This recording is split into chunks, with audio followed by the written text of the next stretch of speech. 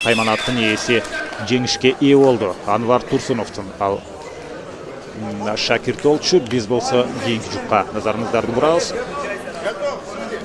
Бул Нурбек Маткеримов, кызыл бурчтан чыккан, көк бурчтан Сакен Алимбетов.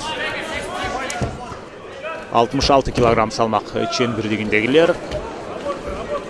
Өтө окуя бат өнүгүп баштады. Чү дегенде эле чабуулга өттү экөө тең. Ой, колун кайрып кетти. Атандаштын астында жатканына карабастан Нурбек Маткеримов 1988 жылы төрөлгөн. Ош шаарында төрөлгөн мушкер. Ошентип мен оюмча бир 20 секундага да жеткен жок. Колду артка кайрып туруп, атандаштын астында жатып алды. Жокердик самбонун өкүлү Нурбек Маткеримов.